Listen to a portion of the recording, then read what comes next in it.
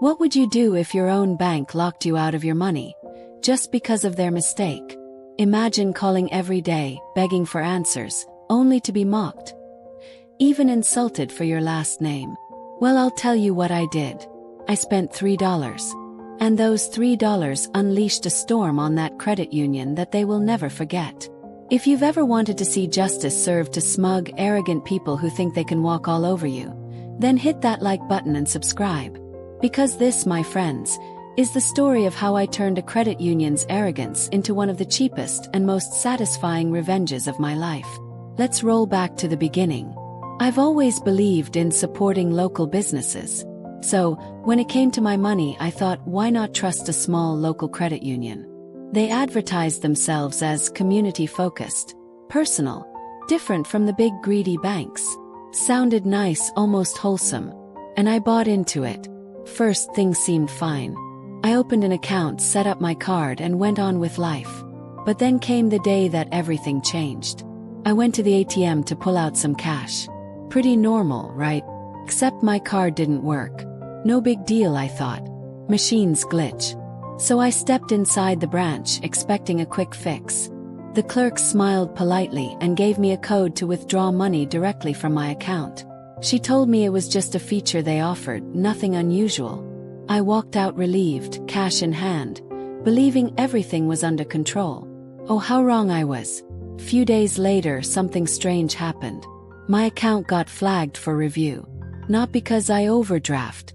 Not because I did anything shady. No, it was their system, their mistake. A tiny accounting error on their side. But instead of fixing it like a professional bank should, they froze my account. Completely. That's when the nightmare began. Every time I tried to use my money, I got denied. Bills. Couldn't pay them. Groceries. Card declined. My own money was locked away. As if I didn't even exist. I thought, okay, annoying, but surely a phone call will clear this up. I dialed customer support. I expected an apology. Maybe even urgency. What I got instead still makes my blood boil. The representatives were cold, dismissive. Some even had this smug tone in their voices, as if I were bothering them. I'd explain patiently. This isn't my fault. It was your accounting error. I need access to my funds. And do you know what one of them said? Well, maybe if you managed your account more responsibly, this wouldn't happen. My jaw literally dropped.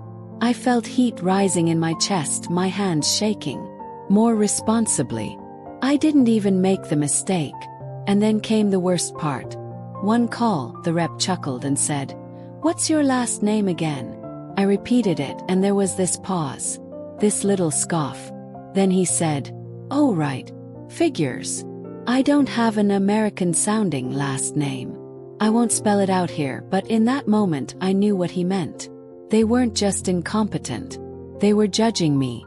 Maybe they thought I was foreign. Maybe they thought I wasn't important enough. Either way, that was the switch.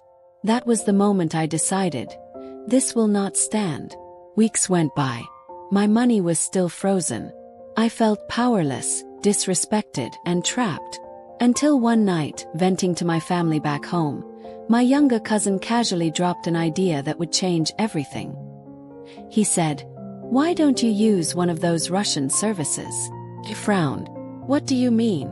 He laughed and explained, "There are online platforms in Russia where people get paid pennies, literally a few rubles, to flood social media with posts.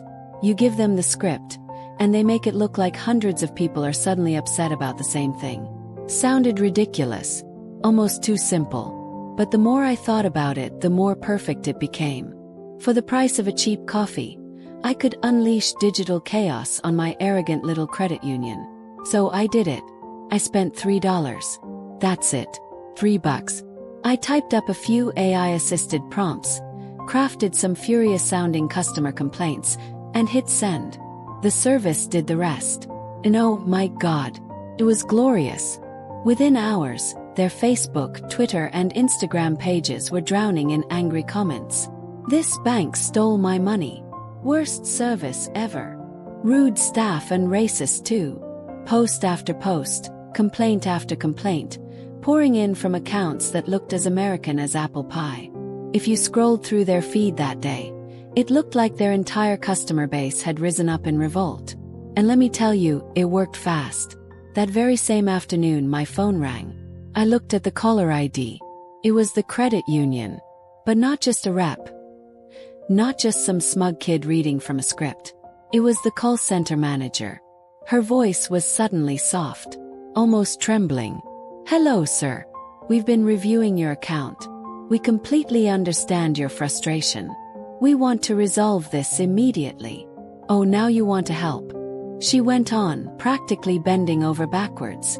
"Even if you no longer wish to bank with us, we're prepared to transfer your full balance to any institution you choose. And as a gesture of goodwill, we'd also like to add a $50 compensation." Just like that. After weeks of humiliation, disrespect, and frozen funds, suddenly they were tripping over themselves to make me happy. Why?